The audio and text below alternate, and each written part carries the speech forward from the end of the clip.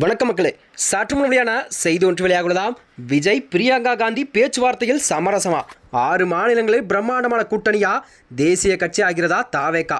சூடு பிடிக்கும் அரசியல் களமா? வாங்க வீடியோவை முழுமையாக கணக்கலாம். அதாவது தமிழகத்தில் நிலவக்கூடிய தமிழக வெற்றி கழகத்தின் தலைவர் விஜயின் அரசியல் என்பது அவருடைய நகர்வுகளும் அண்மை காலமாகவே தமிழக அரசியல் களத்து மட்டுமின்றி தேசிய அளவிலும் கூட ஒரு பெரிய அதிர்வலைகள் எல்லாம் ஏற்படுத்தி வருகிறதாம். குறிப்பாக சொல்லப்போனால் அவர் காங்கிரஸ் கட்சியின் அகில இந்திய பொதுச்செயலாளரான பிரியா காந்தியுடன் பேச்சுவார்த்தை எல்லாம் நடத்தி வருவதாக கூறப்படுகிறதாம். இது அரசியலிலே மேலும் பரபரப்பை ஏற்படுத்தியுள்ளதா. திமுகவின் சில அதிரடி விமர்சனங்களே தாவேகாவுக்கு ஒரு வேகமான வளர்ச்சிக்கும் தேசிய அளவிலான கவனம் பெறுவது முக்கிய காரணமாக அமைந்துவிட்டதா. விஜயும் பிரியங்கா காந்தியும் பேச்சுவார்த்தையில் சமரசமா என்ற நிலைப்பாட்டில்தான் பிரதமர் நரேந்திர மோடிக்கு அரசிற்கு எதிரான தேசிய அளவிலான எதிர்க்கட்சி கூட்டணியை பலப்படுத்தும் முயற்சியில் காங்கிரஸ் தீவிரமாகியுள்ளதா. இந்த சூழலில்தான் தமிழக வெற்றி கழகத்தின் தலைவர் விஜயும் பிரியங்கா காந்தியுடன் பேச்சுவார்த்தை நடத்தியதாக கூறப்படுகிறதா. அதுவும் மிக முக்கியமாக பிறகிறதா. பொதுவாக ஒரு மாநில கட்சி என்பது தலைவர்கள் தேசிய கட்சியின் முக்கிய தலைவருடன் பேச்சுவார்த்தை நடத்தும் பொழுதுதான் அது கூட்டணி பேச்சுவார்த்தையாக பிரதமராக இருக்கும். வருகின்ற 2026 சட்டமன்ற தேர்தலால் தமிழகத்தில் இலாக்காக கொண்டு களம் காணும் விஜயோ காங்கிரசுடன் ஒரு தேசிய அளவிலான புரிதலுக்கு வர முயற்சிப்பதாக கூறப்படுகிறதா. தமிழகத்தை பொறுத்தவரை காங்கிரஸ் கட்சி என்பது திமுக கூட்டணியில் ஒரு அங்கம் வைக்கிறதா. அதே சமயம்தான் தாவேகா என்பது ஒரு வளர்ந்து வரும் கட்சியாக உள்ளது.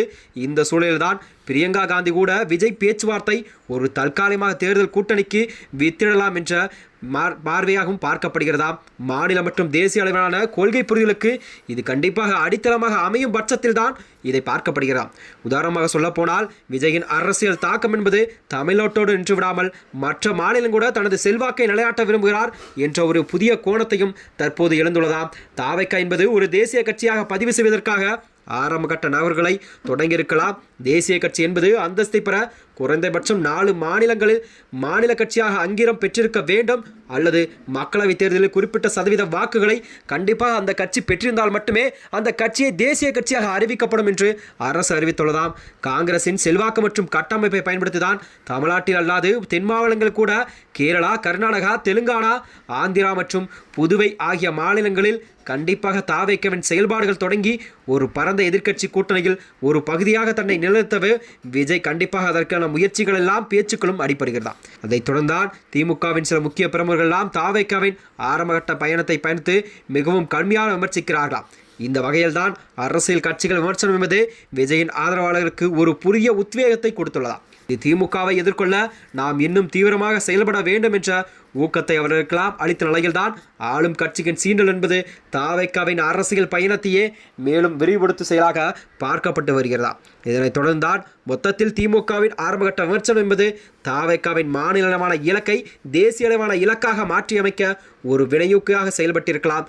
விஜயின் அரசியல் பயணம் என்பது இனி வேகம் எடுக்கும். அவர் திட்டமிட்ட தேசிய கூட்டணியில் ஒரு அங்கமாக மாறுவாரா என்பதை தான் கண்டிப்பாக வரும் மாதங்களில் அரசியல் களம் கண்டிப்பாக தீர்மானிக்கும் நிலைமையில்தான் அதை பார்க்கப்படுகிறதா.